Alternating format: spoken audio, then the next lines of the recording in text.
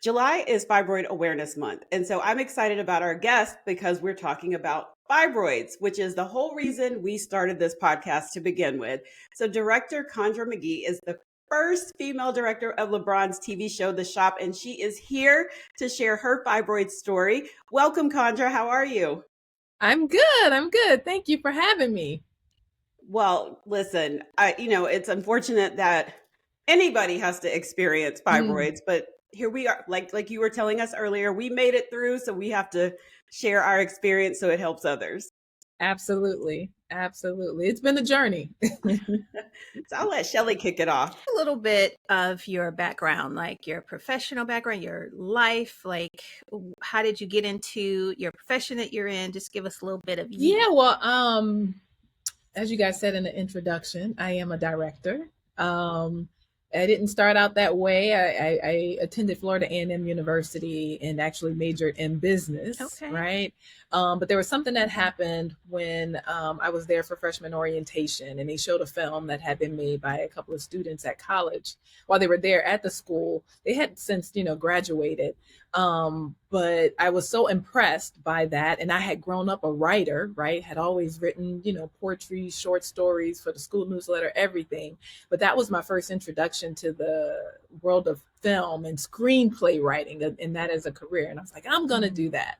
So to make a long story short, I graduated with my MBA, did finance and accounting for a few years, finally got enough courage to actually take the leap of faith and pursue filmmaking. And fast forward, that kind of brings me to where I am today. That's exciting. That's exciting to know. And I mean, how many of us are in that you are in?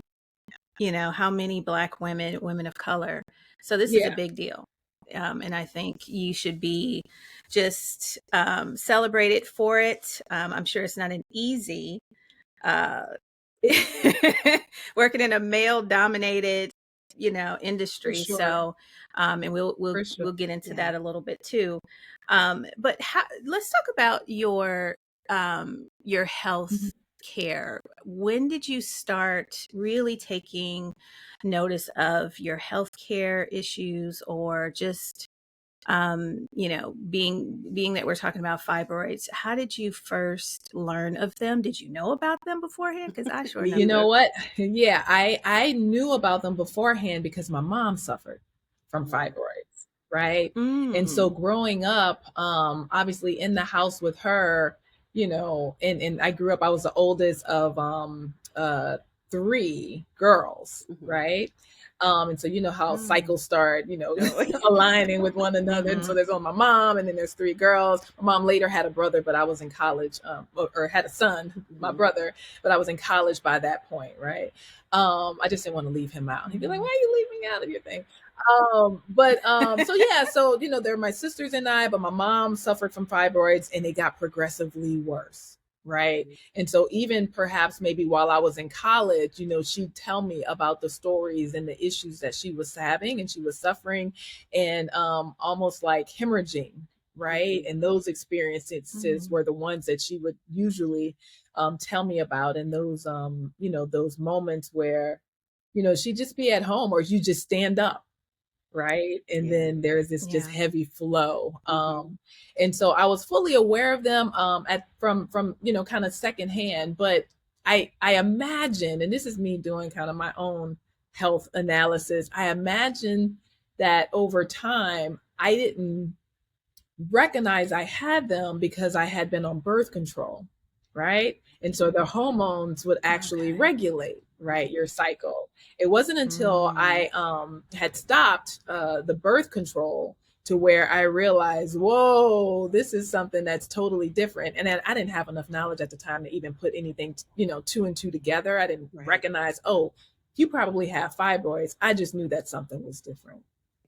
Did you notice that your flow was heavier? When you just said that about your mom and the hemorrhaging, you said when you stand up, I just had a flashback to that gush that would come out sometimes, and it was just really? Right. No, that I've had those moments myself. And it's so funny. It's we have to work, right? Yeah. We have to be out and we have to Yeah. be in these public places.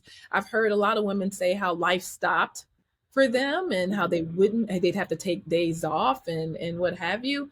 But I don't know, fortunately, unfortunately, I would work and it would just unfortunately create the environment for embarrassing episodes to Yeah. happen. Mm-hmm. You know what I'm saying? And oh my God, like on a flight once, Yes. and thank God I had a jacket that I was wearing because I was cold, Mm-hmm. right? And by the time we landed, I realized, nah, something doesn't feel right here. I was able to wrap that jacket around my waist, right? Just to be able to make it out of the Oh my airport, gosh. Mm-hmm. because the flow was just that heavy.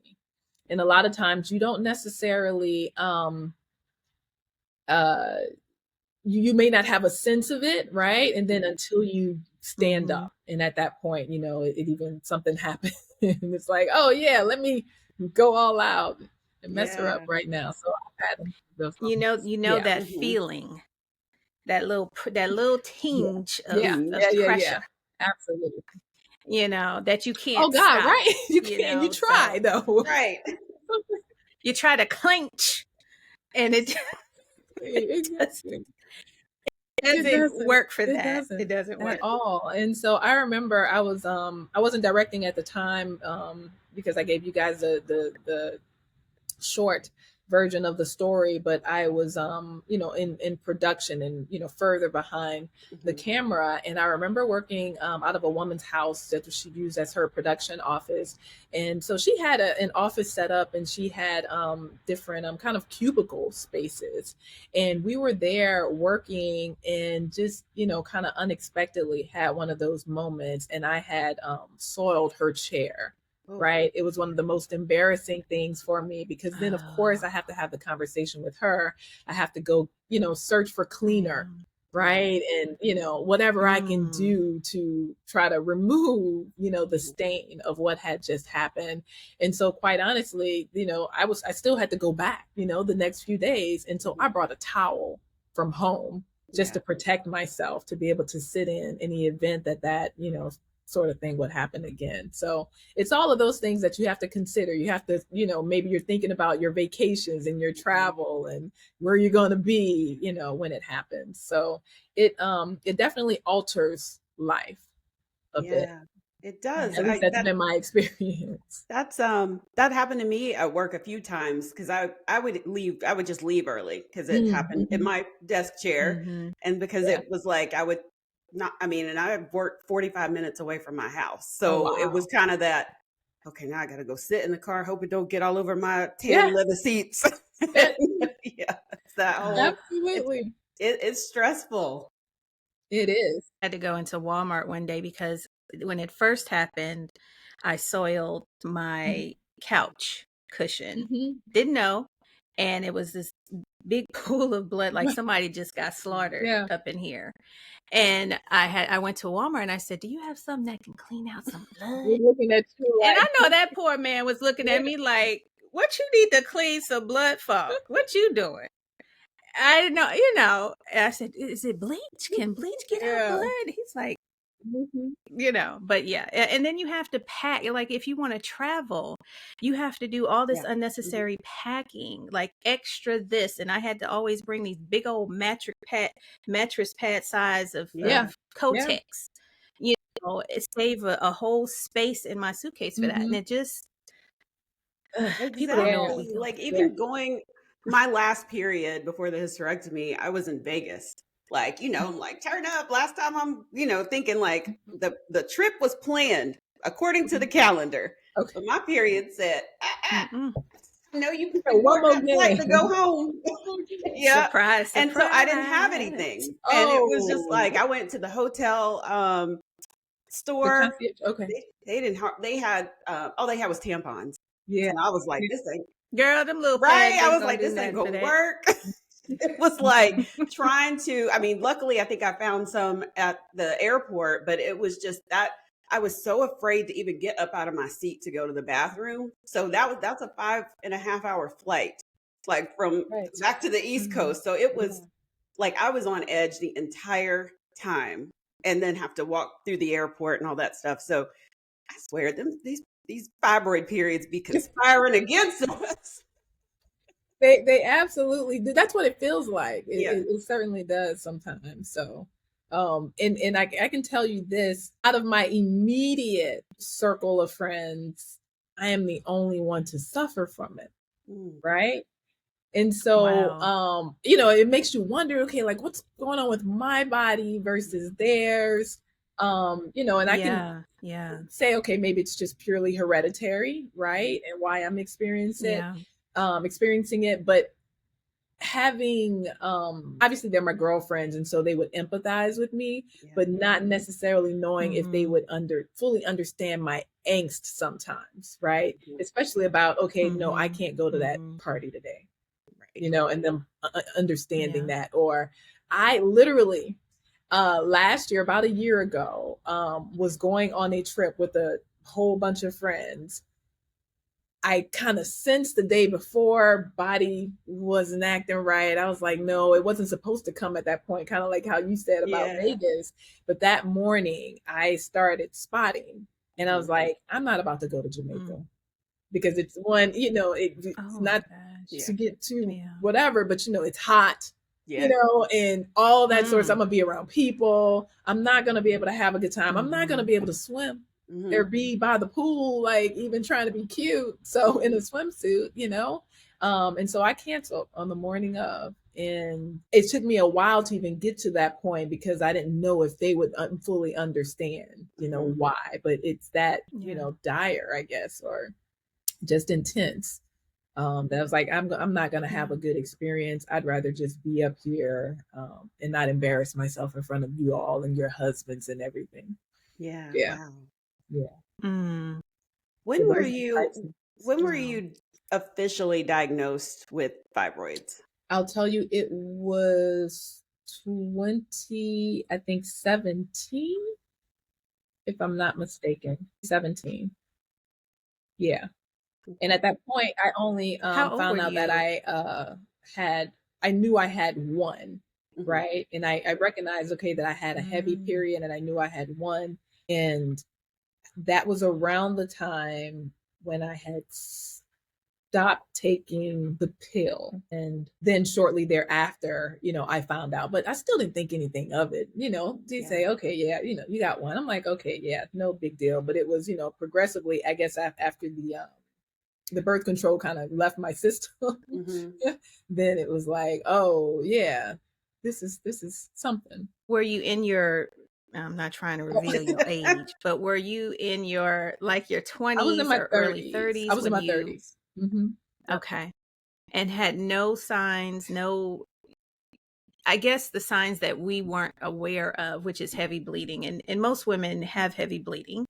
So it's not really a tip off, did you feel any different? Did you, and being that your mom experienced it, how did you see her manage hers? Did that give you any kind of on how you should look for your own? It didn't. And I'll tell you, my mom is one of those people who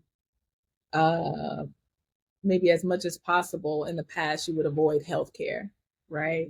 And wasn't trying to.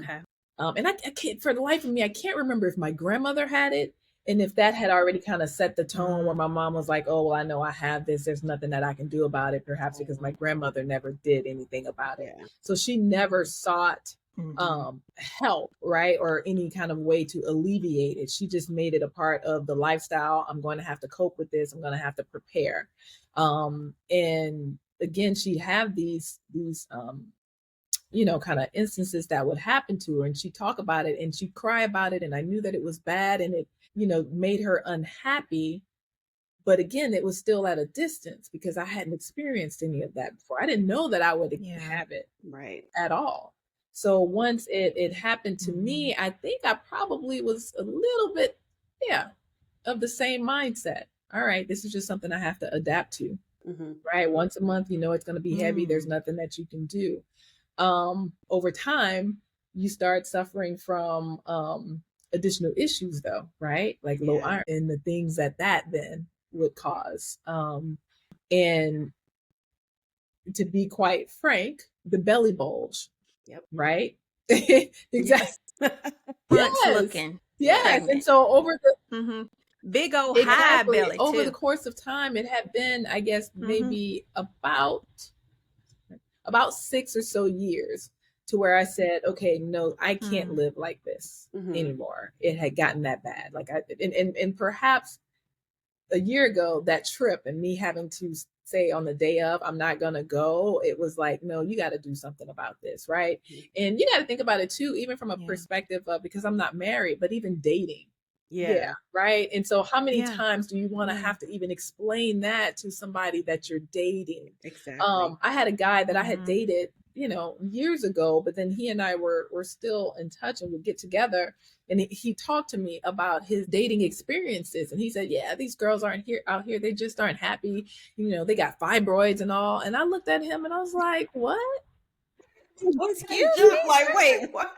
He literally said that, y'all. And I was upset and I was saddened by it because I felt attacked. And so I remember my eyes kind of welling up with water. But then coming to the defense of us, I was like, wait a minute, yo, I have fibroids. You just didn't know. Maybe we didn't date long enough and I was able to hide it from you or something like that. You didn't know. I was like, I have fibroids. And I was like, there's nothing that I can do about that. That's nothing that I did to create them or what have you. And I was like, you shouldn't, deny a woman, your time or something like that and blame her for the fibroids. So then, of course, then I became a little bit sensitive, even more so about it. Like guys out here, they aren't, wanting to date a woman that has fibroids and going through those issues and stuff, so all of some nerve. I'm listening to you. But in my mind, I'm like picturing this guy. And to pinpoint that is so insane. Did he get it on social media? Because I do know a lot of men are always making fun of the women with low iron, which I took. I was offended by that, or they're making fun of. Just it's always something that they're like. The women are this, they're that, and I'm thinking of my own dating experiences. It was a constant, you're getting a little bigger, but I didn't know I had fibroids. Your stomach's a little bigger. Maybe let me show you how to work out. Like, and it was offensive, but at the same time, it's also an attack on your self-esteem. And then you're, like you said, you're thinking like, ain't nobody gonna want to date somebody that's dealing with all this. Like, something's wrong with me. And so I did wonder what happened. What treatment options did your doctor present when you decided like we got to do something? I'll say this, it's funny, again, I was suffering from it, maybe doing a little bit of research on my own, but the power, well, this is what I appreciate about what it is that I do, the influence. Don't judge me, guilty pleasure. Watching Real Housewives of Atlanta. Sheree had gone to, the fibroid specialist, and they had even mentioned the name of the place. And I was like, oh, shoot, I got to find this place, right? Because I'm based in Atlanta. I was like, that's here somewhere. And so it's funny, I was telling another girlfriend about it. And then when I was able to look it up from the show and get the name, I said, yeah, this is a place Sheree went to. She was like, I sent you a picture of that billboard months ago. And I guess I had just dismissed it. Right. And I was like, oh my God. But for me, that then became like, okay, the Lord confirming, like, this is where you need to go to talk to them. And so when I went there, it was a female gynecologist. And one thing I can say is that they were thorough in giving you every single treatment option that was available to you. Obviously, there are the considerations of age and most importantly, whether or not you wanted to conceive and be able to, have a child, right? Because obviously, if you were beyond that stage or weren't interested in it, they definitely recommend hysterectomy. Just don't even have to worry about anything. But, kind of starting for the least invasive would be, either birth control, right? Or taking the hormones and estrogen and, different things have different side effects, progressively going down to UFE, the uterine fibroid embolization, and then laparoscopic myomectomy or myomectomy, and then laparoscopic hysterectomy, and then hysterectomy. right? Mhm. And so I weighed all of those options. Coincidentally, I had women kind of right outside of my immediate circle, but who I'm close to as well, who both had the laparoscopic myomectomy. Mhm. I had another girlfriend that I worked Mhm. with who had a myomectomy because the doctor told her she needed that in order to have children, right?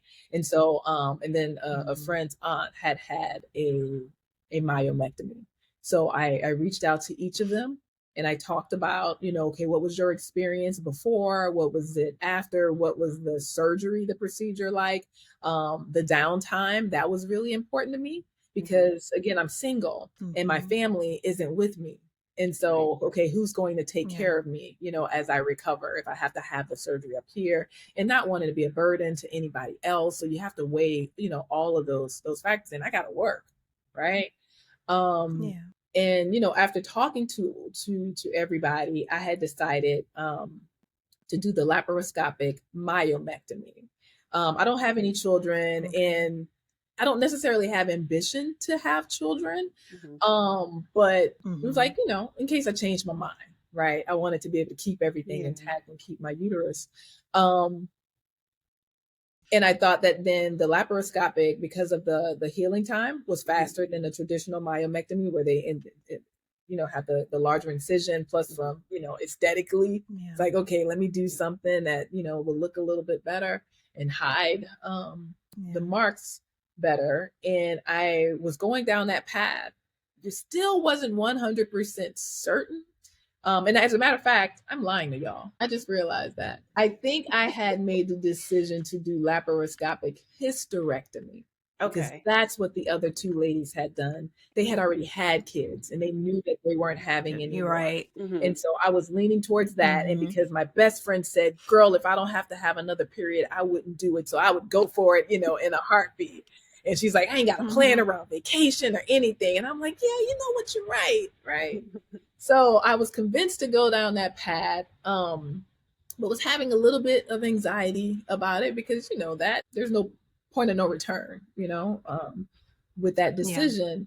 And of course, before you go into surgery, a couple of weeks before, the doctor, the gynecologist requires you to get a clearance Mhm. from a medical doctor. Went to Mhm. get that clearance. I'm like, ain't nothing wrong. I'm good, right? I know I'm good. That doctor declined or denied my ability to be able to go forward with it because my iron was just that low that I couldn't be operated Oh on. my God. And I had no clue that it had gotten that bad. Mm. And they called me and they're like, we're so sorry, we can't allow you to go under. One of the Oh things my I forgot to gosh. mention is that when I first went into the doctor's office, it's Fibroid Health and Wellness here in Mhm. Atlanta.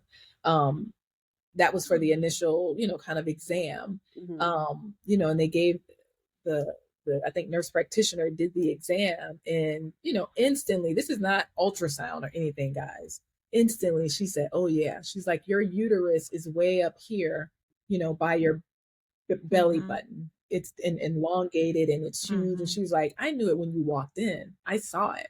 Right. And Wow. of course she had to go Mhm. through the process. And so then they ordered, kind of MRI, ultrasounds, and had to Yeah. go through all of that. And I found out that I had one that was 9 centimeters, was Ooh. the largest one that I had, Mhm. and then a bunch of others Mhm. that were around it. We had gone through the process of making that decision, was going to do surgery. Once they said I couldn't do that, I was actually, kind of relieved. I'm gonna be honest with you, no joke, okay, because again, I had that little bit of trepidation and had been then just contemplating the UFE, Mhm. right? Because again, Portia from Real Housewives Right. had been talking about that. Mhm. Even Toya Wright had been Mhm. an advocate for Mhm. it for another, company Yeah. and everything. And I was like, okay, well, maybe this is something that I can look into. And that's what I did in December of last year. Mhm. Right. You. What did you share all of this with your mom? I'm sure you probably did. And if what was her opinion about you taking steps to fix this for you, or whereas she kind of just dealt with it. I think all of our mothers Yeah. kind of just Yeah. deal with things Yeah. as far as health, where they just think it's just part of the game Right. of being a woman. But you actually stopped that and said, hey, I got to do something about it. What was She her welcomed opinion it, on what you were honestly. And I taking? think it's more Mhm. so one of those things how you don't want your child to suffer. Yeah. Right. And then especially because Yeah. there's distance between us, she knows that, I don't necessarily have I have a great, circle of friends, but I live alone, right? And so I don't necessarily have anybody Yeah. to support me in that way. And because possibly she had experienced it, she knows, how bad it can be. And I think she was all okay with me finding any kind of remedy that I could, and I, I come from a family of women who experienced menopause really late in life. And so my mom had been having her period for, many, many years. As she got older, it began to get better because obviously as you approach menopause, those fibroids begin to shrink, Mhm. right? Because you're losing, I guess, the Yeah. estrogen and Yeah. everything. And so, it kind of got better on the tail end. But that was, again, my outlook too, right? Looking at my mom, I've been suffering from this for years. Oh, Lord. Exactly. Curious about the iron, Mhm. just because I had to go through iron infusions. Did you have to do any of that? And it's also interesting that, and maybe because I'm just thinking about when I had my myomectomy, I don't remember them. I think it was that whole wait before. Actually, it may have been. This was 2013. I think they did not even take my blood to even test the iron until I was literally waiting to be taken back for surgery. And when I got my records, they probably Mm. shouldn't have taken me back to do surgery because my iron was low and nobody said anything. It's like Oh, she's here. Let's just we may as well. yeah, Money makes exactly. money. Exactly. Yeah, my I knew I had issues with iron and I had actually gotten it under control. Mhm. You guys are reminding me of a part of what was the catalyst for me finally doing something. Um because I had started, I got tired of my, gynecologist at my annual exam yelling at me, right? And I didn't want to take the Mm. pills because, the pills, Yeah. harden stool and all that sort of stuff. But I had Mhm. discovered a liquid iron, right? That worked well for Mm. me. And what's funny, Mhm. it's actually worked with this person. She's an actress that I know. She had done a post about just her hair and her hair growth, and she was recommending different vitamins and things. And she was like, iron. A lot of people don't know that iron helps your hair growth. I was like, oh, bet, let me take this iron. Absolutely. Crazy enough, it had nothing to do with health, but Absolutely. the vanity of I want my Right. hair to be nice and full like yours, Right. girl. Right. So I had started taking the iron. I had actually had been taking vitamin D just because I needed it. Most Black people do, and Mhm. for whatever reason had started taking God, I can't even think about what it is, just another vitamin. But in April of last year, things took a turn for the worse unexpectedly, to where I would be on my period. I'd go through the whole cycle, and then maybe about 5 days later, it had started again. Right? I had never experienced Oh, anything like that yeah. I before am in my so life. sorry. Right? And it would be Mhm. the same. At first, it might be a little bit light, but then it got heavy. And I'm like, what's wrong with me? And so I Mhm. remember one month I had bled, I felt like almost for 21 days. And I was trying to figure out what the heck is going on with my body. And so I experienced that. And then I started just pulling back some of the things that I was taking. And one of them, quite honestly, it was something about just related to hair growth. And Mhm. over time, I was able to, clue in on, oh, wait a minute, that's the thing that seems to be a trigger, right, to this. But by that point, and I had already said I got to do something about it and had started going down that path. Mhm. So, it actually worked out for me Yeah. because otherwise I probably would have been more like my mom and just said, I just need to continue to just suffer through it. It'll be fine. It is what it is. When you did finally get over your Mhm. apprehension about the hysterectomy, I know I Okay. had a myomectomy first. I think I did. Shamika, you did too, right? We both had myomectomies first. And then for me, I was good for about a couple of years until the Wow. symptoms came back. I had 16 fibroids The first at the time or first time. okay. The first time. And then my surgeon, I love her to death, but she left about 4 very little tiny ones in there. She said, because you had a lot going on up in there, and that was to avoid any more bleeding. So she left 4. So I knew eventually those little 4 ones was going to come back. And so what led to your decision, and you went through with the myomectomy, you were sold on that. What happened afterwards? What happened with, or you had the UFE procedure first. Now, what is the process with that? Because I can't remember. Is that when explain what that process is? And like I said, I just had UFE in December of last year. It was right before, a couple of days before Christmas, actually. And so that process it's almost, I'm not going to say out of office, but it was just an overnight stay, right? And so, Like outpatient. Thank you.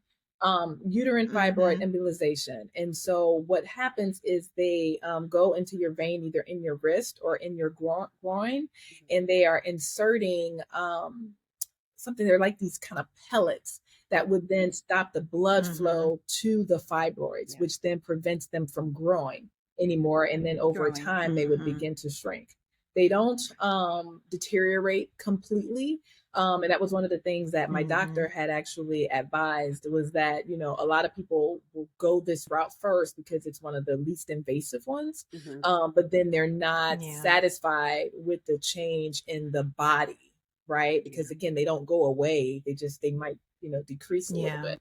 And so, you go through the surgery, and there's pain. It's still painful, I guess, your body just reacting to the change, and I can't even describe why. But the medicine, or kind of ibuprofens and things like that they prescribe, kind of help you out. And that was just for about a week or so. And so you're down for about 7 to 10 days, and then can kind of get back to your normal routine. But I was able to walk out of the hospital and everything like that. It just, afterward, it kind of got progressively worse, and it's just a pain maintenance sort of thing. And what they tell you, though, is that you won't see results. Most people, you may begin to start to see results around 3 months, but for the most part, you don't see them until about 6 months, right? And so again, I had it in December. It's just July now, the 7th month. Over time, I can definitely say the length of my period has declined, as far as, when it on the pill and everything. It's just straight up 5 days. I always knew, when it was coming and all that sort of stuff. It's very, very regular. Here it has become where it's 2 days that are extreme, but then the rest of it, it's almost absent, right? Or there might just be some light spotting. And again, it's now what they say that, once you get to that 6 month, do your assessment. And then if you feel like something might not be quite right, you can come back in and we can do another MRI or ultrasound just to determine, and they'll remeasure, right? To determine if, one may not be reacting as much as the others or something like that. So it's definitely been better for me. I can say that.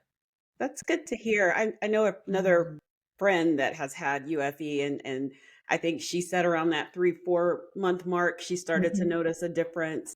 She said her belly bulge went down a little bit, but I do remember my doctor, I brought it up to him, and he was just like, he was saying it would just decrease them by a little bit, but we stopped counting at 20 because he was like, I was like, I don't want to hear no more. So he was just like, it's probably not going to help, but what would be your advice to any woman listening that's trying to decide if UFE is the option that they should choose? Like, are you just like, yes, try this first, or would you urge them to maybe go that myomectomy route or hysterectomy route or something else?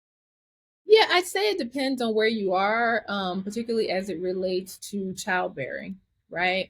And I'm just using everything that I've heard, and if that's the case, you don't want to, especially for those of us that are what do you call it, geriatric, pregnancies, right?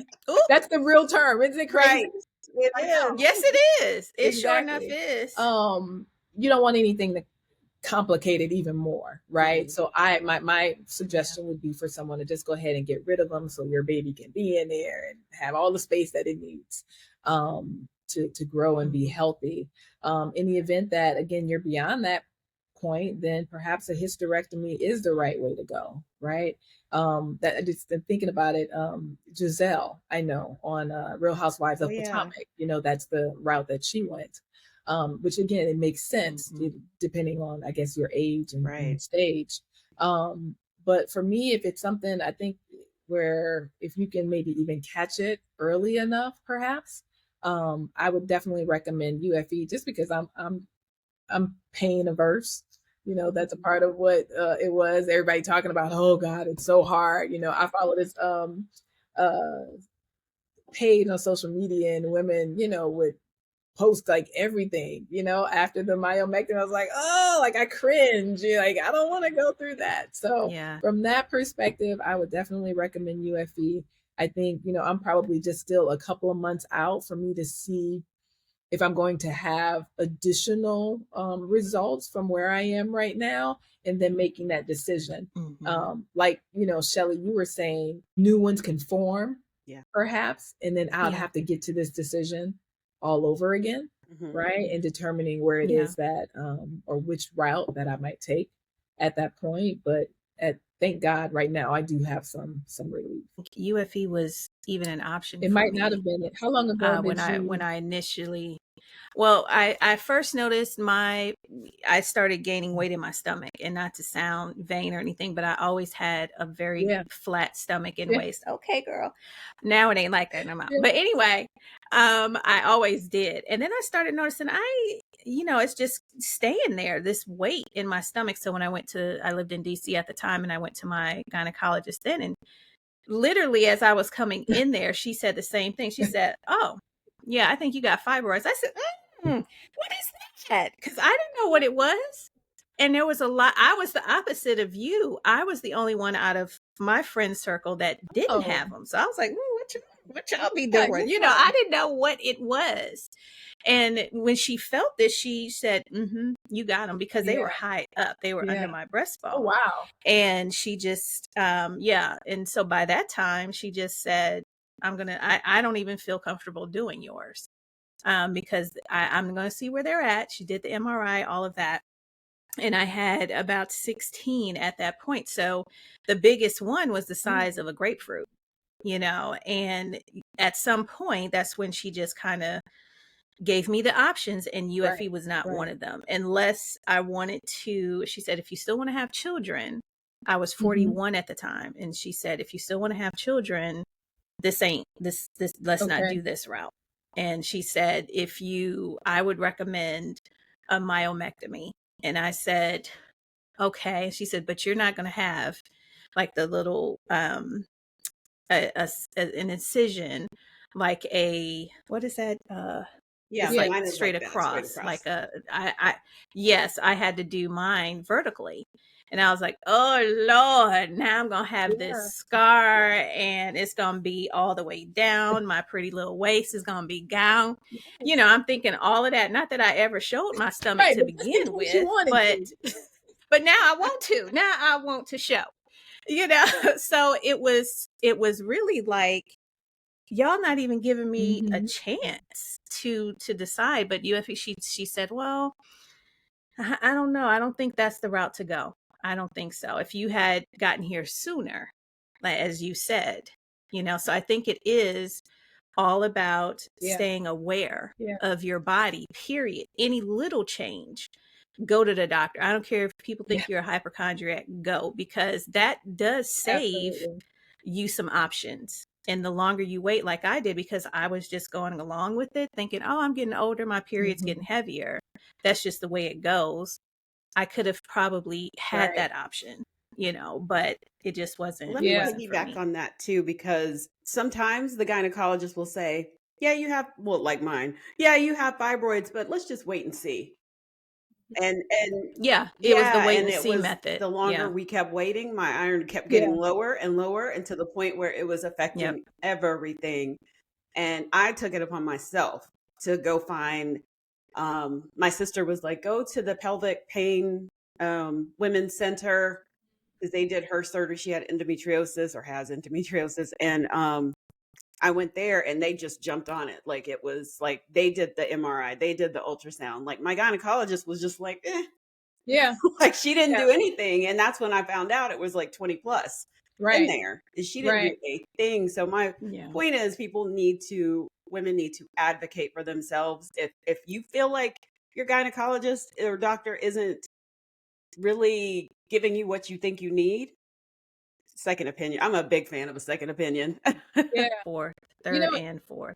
And I appreciate your story too, because you at least you knew previously, because you saw Yeah. what your mom went through, and she was open to share that with you, and you were able Yeah. to jump on it. You know, you had knowledge of, okay, I saw my mom go through this. You know, I don't know if it's history, if it's hereditary. what is Yeah. it? Yeah. Hereditary. I don't know if it is or isn't.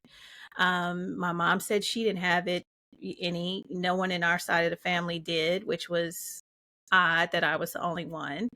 But I just think, like you had such a great, I don't want to say great like it was a good thing, but you had the ability to see what your mom went through, and you knew, okay, let me jump on Mhm. this now. Let me figure this Yeah. out. Yeah. And it was definitely, again, because of my career, right? If you got if you think about what it is that Mm-hmm. I'm doing, if I'm on set, then I'm standing all day, Yeah. right? And it's those considerations, it's lifestyle, like I said, even it's dating, it's vacation and travel, it's the vanity part of it, right? And the belly bulge, it was Mhm. all of the factors. Then even the loss of hair, right? Which Mhm. coincidental maybe that it happened even around COVID, which I had COVID once, and they said that Mm-hmm. might have been a byproduct. But then I'm like, okay, well, wait, what if Mm-hmm. it is the iron and I'm not able to keep up with Right. that, right? And so it's all Yeah. of those things, like Mm-hmm. an amalgamation of it that said, kind of, you got to do something Mhm. now while you can, so that you just don't continue to suffer. And it's funny when you said that about your doctor, you're saying, oh, kind of wait it out. I remember original gynecologist doing the same thing, Mhm. like during an exam. She was like, oh, Yeah. because when she said it, I remember saying, oh, what does that mean? She was like, oh, it's just nothing. I mean, you'll have them and you can, wait it out, you'll Yeah. see what happens, Yeah. right? And I guess because I had not complained to her Oh, yeah. at the time, and Mm-hmm. I wouldn't have complained because I was on birth control, Mhm. so I wasn't seeing Mm-hmm. the effects of it all. Yeah. But it would have been intelligent for us to do something at that moment, I Mhm. think, to possibly stop it, or for her to give me the Mm-hmm. advice. You know what she did? Because maybe after that year, the next year, I already knew it. I had had enough conversations. I asked her, I was like, should I consider doing a myomectomy? She's like, well, do you want to have kids? I don't know. Maybe I do one day. And she said, well, I would wait until before you were getting ready to conceive, because they will come back. And so she was trying to minimize the number of times that I would have to go through that type of surgery. So that was her recommendation. Yeah. And, again, UFE is a newer treatment option. So maybe it wasn't, Mhm. kind of tried and true at that time, Mm-hmm. Yeah. for her to have recommended it then. But those were the conversations that we were having that then caused me to just wait even longer for these things to grow even bigger and probably get even more at that point. Yeah. So you're right. That's just me echoing what you said. Like, Yeah. ladies, whatever you do, and they say that across the board about health issues, be responsible for your own health, right? You know your body more than anybody else does, and advocate for yourself. You just reminded me of when That's I had the my whole myomectomy point. and the nurse came in after she took the staples out, and she said, now it's all clean in there. Go on and go get pregnant. Put a baby up in there while you Like, can. I was like, Yeah. you just took the Yeah. staples out. Yeah. My doctor said that too. After I had, because I was older, I was geriatric.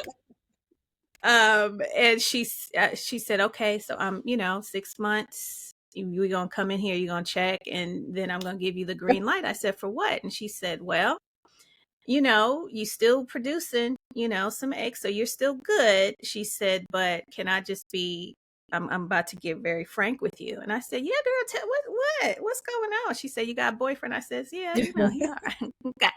And she said, well, I'm gonna need you to go on and jump on a D. She kept it all the way real. And I said, oh. She said, because if you're going to have a child, now's the time, because you're faced with the age factor and the fibroids. So you got double whammy here. So the fibroids could possibly come back. And these little ones that I left, sometimes they'll grow and sometimes they won't. We don't know what produces and we don't know what. But I would suggest now's the time. So you get well and you jump on it, you know what. And I said, oh. So I told her, my whole thing was, I want you to save my uterus. I want to be the one to tell, because I had went to several doctors before and they right away said hysterectomy, period. And she was the only one in Johns Hopkins in DC that said, what do you want to do? And I told her, I said, I want to save my uterus. I know I'm older. I don't know if I'm going to have kids or not. I'm not really worried about that. And she said, well, I'm going to give you some time. So we're going to do the myomectomy and you'll be okay. And, the sooner, you got to really invest in doctors that listen to you, that will give you good advice in all your options, and jump on it quick, jump on it early, and not talk about no wait and see. I had 2 doctors that said wait and see. I don't like that for anything. I don't even like to wait and see. I want to know now. In everything I do. So, it's, and that's why Shamika and I, we wanted this show. We wanted to, because just she and I talking about our experiences with each other was like, girl, are we the only ones that have had these shenanigans and foolery? And now we're hearing from it's crazy. All these women that are listening, they're like, yep, that happened to me too. And here you are, again, saying the same things that we've always said. So now, Shelly, you said that you went through it twice. I had a myomectomy. I wasn't able to have the laparoscopic because my fibroids were too big. But I have a scar. She calls it a Hollywood surgery scar, where she, did a nice cut, an incision. So I'm not worried about that. It doesn't look bad. It actually has healed well. But I said, if I have to go through this again, I'm not doing this again. I don't believe in getting cut on, as my mother would say. You better not be getting cut on all the time. And I just didn't want to do that again. I didn't want to do it. I don't care how early y'all caught it. I don't want to do it. And so I said, the next time I do it, I'm already over 40. I don't really care about, physically having children. I'm good. All of this, take it all out. Okay. So once it started acting weird, my periods were getting crazy.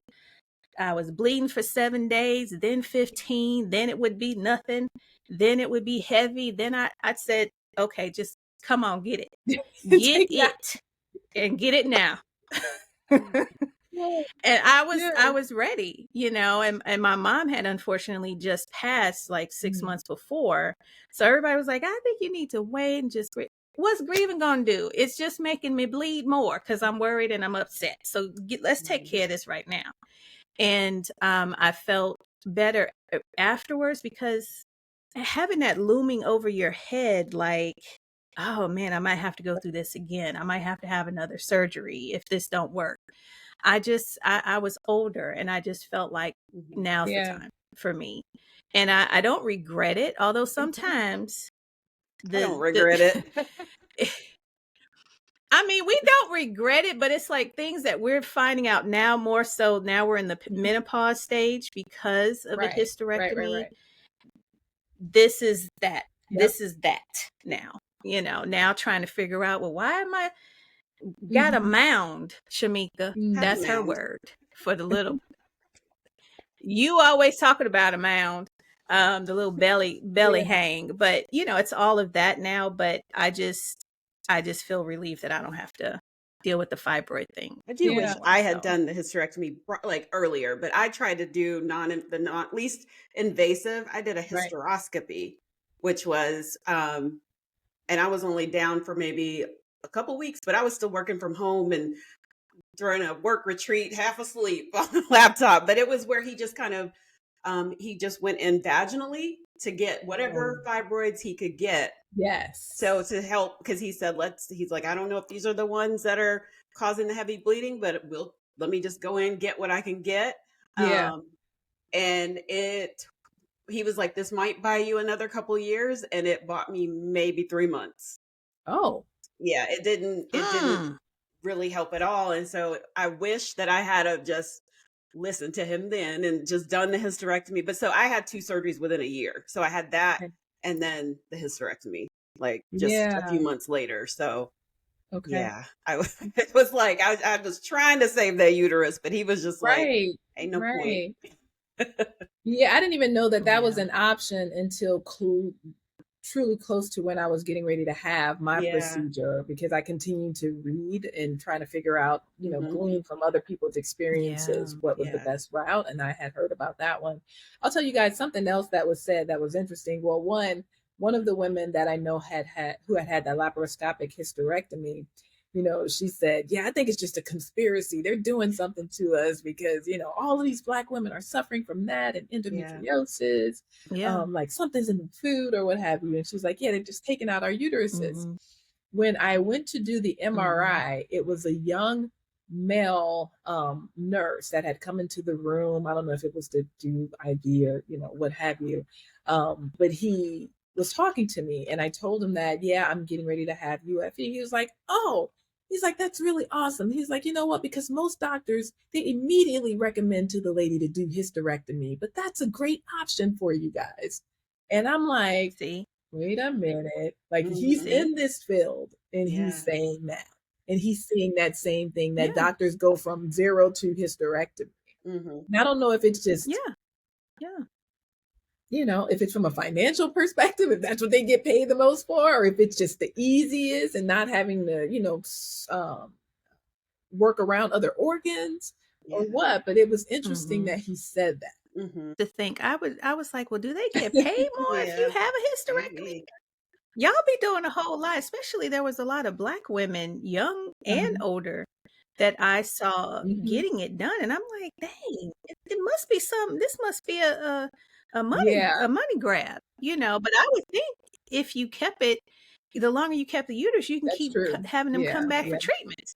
So, it can't be that. I'm not trying to add conspiracy. Right. However, and that's the thing. I don't even have to lean into the conspiracy, but just truly what he confirmed is that most times they just go straight there. And again, like I said, I don't know if it's just an easier thing, an easier procedure for people where you don't have to worry about, not damaging. Because as a matter of fact, one of the women that I'm talking about that had even the laparoscopic hysterectomy, there was some damage done to another organ, right? And that, she said, I probably would have healed even sooner, but because of that, it delayed me a little bit. So I understand the complexity that's potentially involved in it. Shelly, when you said it, it reminded me, I actually couldn't do a laparoscopic myomectomy because they were too big. And so that's why they were recommending laparoscopic hysterectomy. Yeah. Wow. Thank you for sharing your story with us today. Like this has been like, we haven't had anybody on to talk about the UFE procedure. It's mostly been the myomectomy or hysterectomy. So this was very enlightening. And I'm like, I wish I would have caught mine earlier back in 2013 and been able to do something like that if they had I don't even remember if they had that exactly then. I think it might have just been bubbling up at the time. How can people or if you want people to reach out to you on social? No, absolutely. I've become much more open. I'd say this in my old age, but I'm controversy at on Instagram, right? So it's CONDRAVERSY. Controversy on Instagram, Condra Magee on Facebook. That's where you can find me. And yeah, reach out. Really appreciate you coming on and sharing your story. We know that, sometimes people don't like to talk about that. As my friend said, y'all be on there talking about your innards. Yeah. That's just the most ignorant. But anywho, this is why we do it, because it's helpful, 100%. and we're seeing so many women that need this information. So we just appreciate you being transparent and coming on and sharing your story. And we wish the best for you.